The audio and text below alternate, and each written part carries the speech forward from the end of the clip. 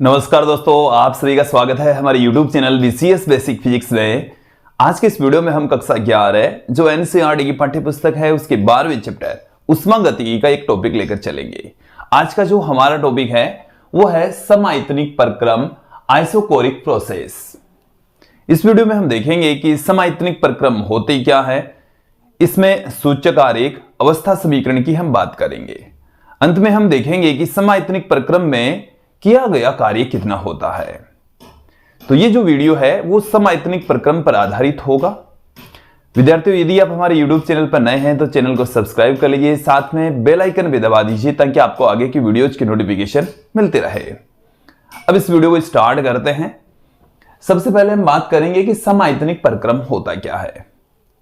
विद्यार्थियों, इस चैप्टर में हमने उष्मागतिक प्रक्रम, उसमें समदाबी प्रक्रम पढ़ लिया था, देख लिया था, समझ लिया था।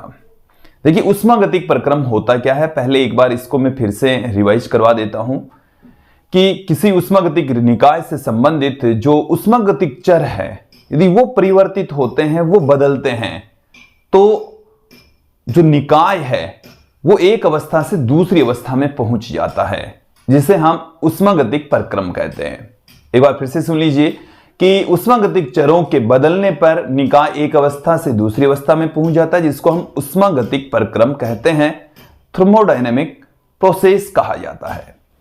हमने लास्ट वीडियो में समदाबी प्रक्रम देखा था, मतलब एक समान दाब पर जो उष्मागतिक प्रक्रम होता है तो उसको हम समदाबी प्रक्रम कहते हैं। इट मीन्स दाब को हमने समान रखा और बाकी जो अन्य उष्मागतिक चर है वो यदि बदल रहे हैं तो उसको हमने समदाबी प्रक्रम कहा था। अब यहां पर देखिए समआयतनिक प्रक्रम, नाम से ही स्पष्ट है कि जो आयतन है वो समान रहेगा, आयतन नियत रहेगा। आयतन को नियत रखते हुए बाकी जो अन्य उष्मागतिक चर है यदि उनमें परिवर्तन आ रहा है, उनमें बदलाव आ रहा है, तो उस प्रक्रम को हम समआयतनिक प्रक्रम कहेंगे।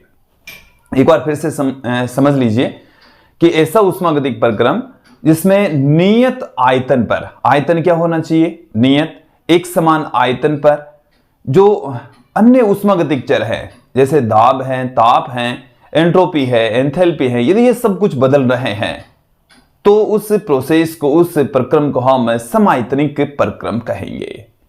तो एक बार इसकी डेफिनेशन फिर से सुन लीजिए कि ऐसा उष्मागतिक प्रक्रम जिसमें नियत दाब पर अन्य उष्मागतिक चरों में परिवर्तन होता हो, समआयतनिक प्रक्रम कहलाता है।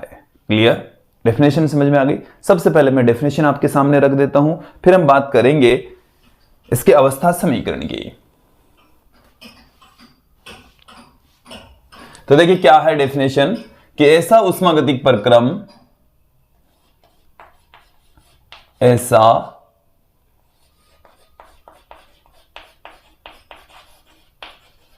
उष्मागतिक प्रक्रम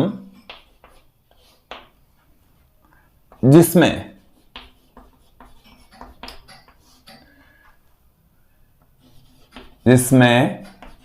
आयतन नियत रहे, आयतन चेंज नहीं होना चाहिए, समआयतनिक प्रक्रम कहलाते हैं। समआयतनिक प्रक्रम कहलाते हैं। उन प्रक्रमों को हम क्या कहेंगे?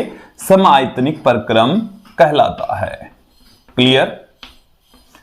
अब यहां पर हम बात करेंगे कि समआयतनिक प्रक्रम के अंदर जो अवस्था समीकरण है वो क्या होता है।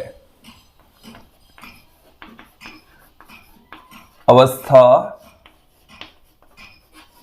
समीकरण, अवस्था समीकरण की अब यहां पर हम बात करेंगे। देखिए अवस्था समीकरण क्या होगा कि आयतन को नियत रखते हुए जो अन्य उष्मागतिक चर है उनमें जो संबंध होगा वो इसे समआयतनिक प्रक्रम का अवस्था समीकरण कहलाएगा। क्लियर? तो आयतन को हमने कांस्टेंट रख लिया, बाकी जो उष्मागतिक चर हैं वो दाब रह गया, ताप रह गया। तो देखिए दाब है वो ताप के समानुपाती होगा। नियत आयतन पर दाब और ताप दोनों एक दूसरे के समानुपाती होते हैं।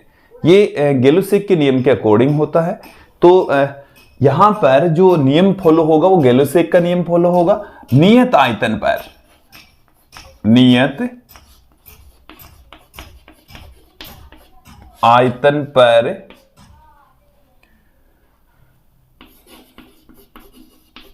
निकाय का दाब ताप के समानुपाती होता है। ताप के समानुपाती होता है।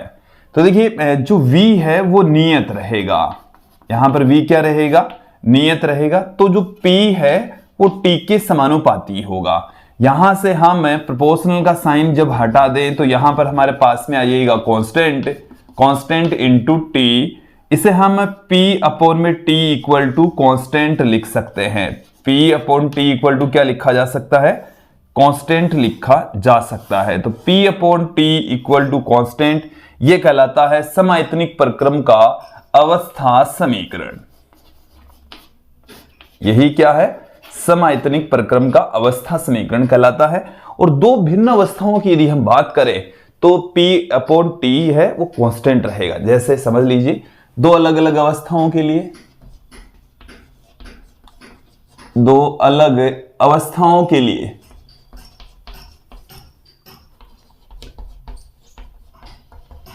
दो अलग अवस्थाओं के लिए, दो भिन्न अवस्थाओं के लिए हम क्या पुट कर सकते हैं। पहली अवस्था में जो प्रेशर है वो P1, ताप है वो T1। दूसरी अवस्था के अंदर जो प्रेशर है वो P2, ताप है वो T2। तो ये हमारे पास में एक रिलेशन आ गया है। P और T का जो अनुपात होता है वो नियत रहता है, कांस्टेंट रहता है। क्लियर। इसी प्रकार से आप देखें, इसको आप ऐसे भी लिख सकते हैं, P1 अपॉन P2 बराबर होगा T1 अपॉन T2 के। P1 अपॉन P2 बराबर होगा T1 अपॉन T2 के। ये हमारे पास में अवस्था समीकरण है। क्लियर, समझ में आ गया। अब यहां पर हम बात करेंगे इसके सूचक आरेख की। सूचक आरेख है दाब और आयतन के मध्य खींचा गया आरेख, जो हमें उस प्रक्रम के बारे में सूचना प्रदान करता है। देखिए सूचक आरेख,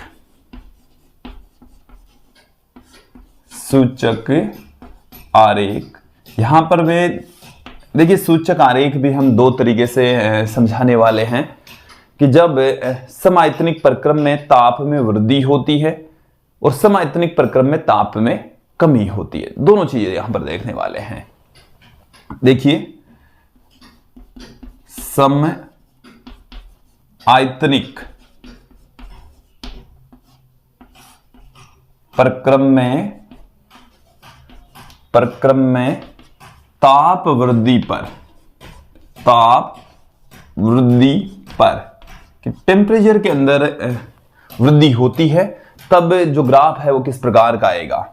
यहां पर आप ध्यान देंगे कि हमारे पास में जो ग्राफ है वो है P और V के मध्य, सूचक आरेख जिसे हम कह रहे हैं। यहां पर आप ध्यान देना, जो आयतन है उसमें कोई परिवर्तन नहीं होगा, आयतन में कोई परिवर्तन नहीं होगा, आयतन कांस्टेंट रहेगा। तो देखो ग्राफ तो इस प्रकार का प्राप्त होगा कि जो दाब है वो आप बढ़ा दें घटा दें तो इस तरीके की एक लाइन के रूप में प्राप्त होगा। अब जब ताप इंक्रीज होगा, ताप में बढ़ोतरी हो रही है, इट मीन्स आप उष्मा दे रहे हैं, तो दी गई उष्मा धनात्मक होगी, ताप में वृद्धि धनात्मक होगी।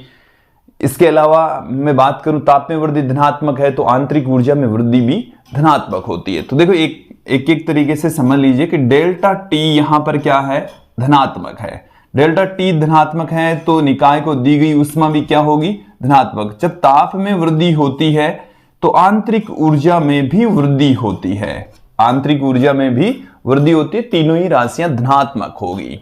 ये क्लियर कर लीजिए, क्योंकि देखो इसमें हम आगे देखेंगे कि जो कार्य है वो तो जीरो होगा। समायतनिक प्रक्रम में किया गया कार्य कितना होगा, जीरो होगा, शून्य होगा। तो समायतनिक प्रक्रम के अंदर यदि ताप में वृद्धि हो रही है, इट मीन्स आंतरिक ऊर्जा बढ़ रही है और जो निकाय को दी गई उष्मा है वो भी बढ़ रही है। क्योंकि यदि मैं पहले नियम की बात करूं, यहां से डेल्टा Q इक्वल टू होता है du प्लस डेल्टा W। तो डेल्टा W तो देखो इस प्रक्रम के अंदर जीरो होता है, अभी हम बता भी देंगे। तो du डेल्टा क्यू दोनों बराबर होंगे।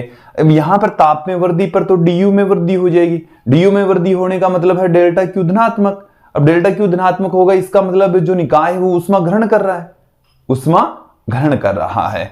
तो यहां पर एक बार समझ लीजिए कि जब ताप में वृद्धि होगी तो डेल्टा क्यू भी धनात्मक होगा, डेल्टा यू भी धनात्मक होगा। क्लियर? डेल्टा यू या जिसे हम डी भी कह रहे हैं। तो यहां पर एक चीज और समझें कि जब डेल्टा क्यू धनात्मक है तो यहां पर दाब में भी वृद्धि होगी। ताप में वृद्धि इट मींस दाब में भी वृद्धि। देखो यहां से देख लीजिए, दाब और ताप दोनों एक दूसरे के समानुपाती हैं। तो एक एक करके इन चीजों को समझ लीजिए कि हम यहां पर ताप में वृद्धि करें इट मींस दाब में वृद्धि होगी। तो दाब में वृद्धि होगी तो दाब पहले तो इतना था, अब इंक्रीज होगा। तो ये ग्राफ यहां से यहां पर इधर से इधर की ओर चलेगा। ये आपको समझाना चाह रहे हैं कि ग्राफ नीचे से ऊपर ऐसे जाएगा। क्लियर? समझ में आ जाना चाहिए।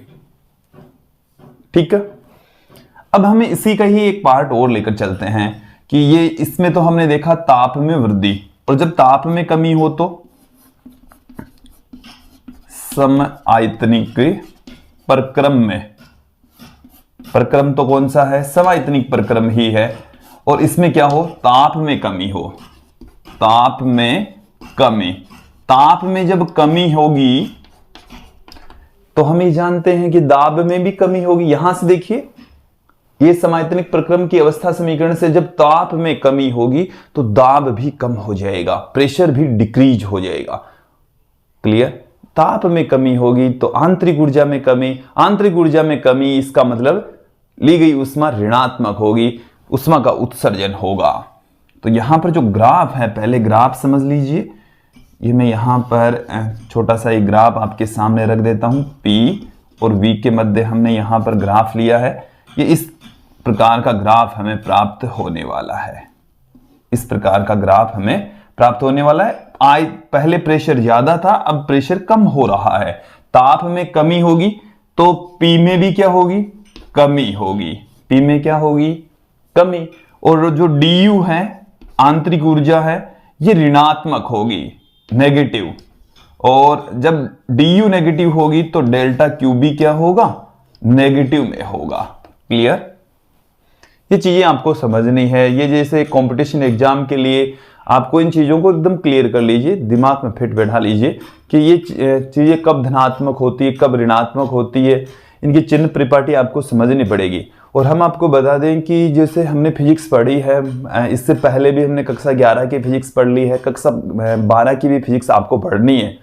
तो इसमें समझने वाला, या हम दूसरी भाषा में कहें जटिल जो पार्ट होता है, वो थर्मोडायनेमिक्स का ही पार्ट होता है।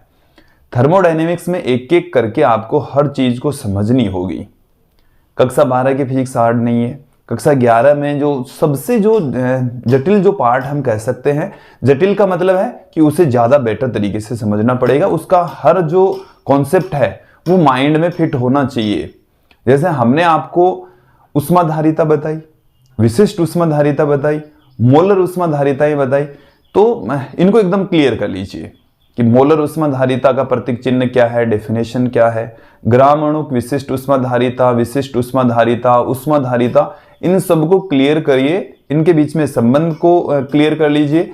मेरे रिलेशन हमने पढ़ा, उनको एकदम स्पष्ट रखिए दिमाग में, ताकि हम थर्मोडायनेमिक्स को, उष्मागतिकी को ज्यादा बेटर तरीके से पढ़ सके, समझ सके।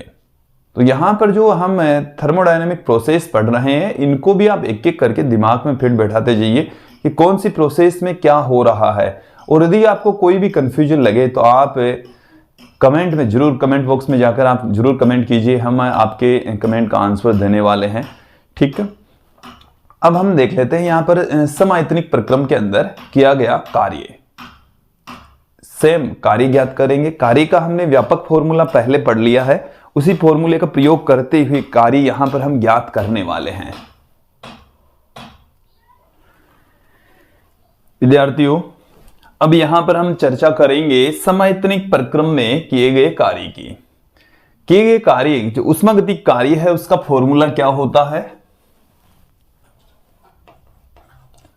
हम देखेंगे। समआयतनिक प्रक्रम में किया गया कार्य, किया गया कार्य। देखिए कार्य का हम व्यापक फॉर्मूला जानते हैं, उष्मागतिक कार्य। उष्मागतिक कार्य का देखिए हम क्या फॉर्मूला जानते हैं, W is equal to integration V1 से लेकर V2 तक P dV। ये हम कार्य का सूत्र जानते हैं, फॉर्मूला जानते हैं। क्लियर।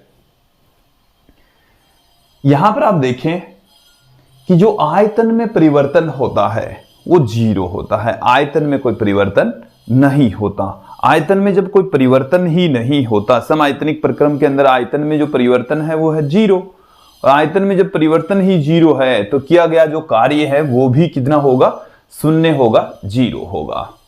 क्लियर। जैसे हम यहां पर बात करें कि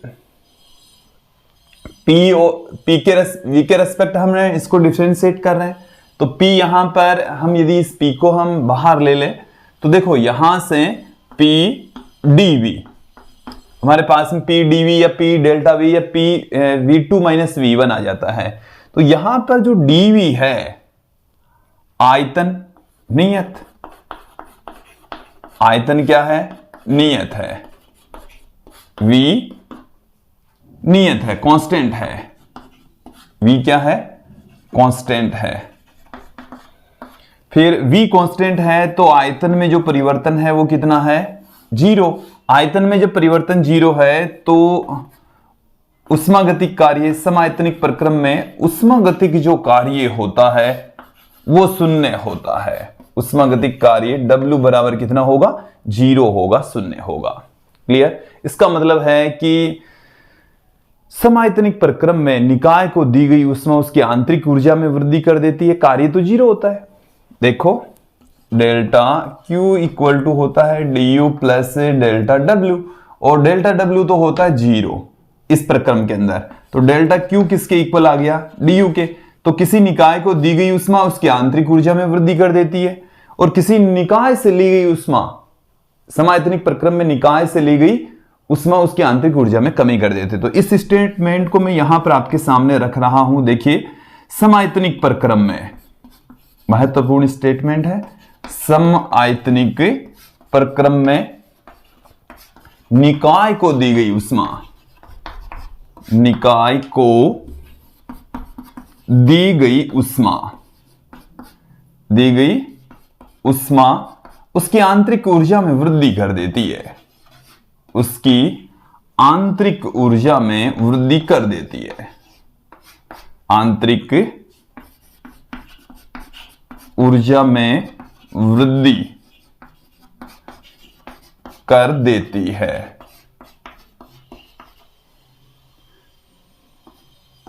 तथा निकाय के उष्मा उत्सर्जित करने पर, निकाय के उष्मा उत्सर्जन से, उष्मा उत्सर्जन से ताप में कमी आ जाती है, ताप में कमी आ जाती है। तो ये आप ध्यान रखें। तो विद्यार्थियों ये था आज का हमारा वीडियो, जिसमें आपने समआयतनिक प्रक्रम के बारे में अच्छे से समझा, जाना, पढ़ा। अगला जो हमारा वीडियो होगा वो समतापीय प्रक्रम पर आधारित होगा। आज की इस वीडियो में इतना ही। धन्यवाद दोस्तों।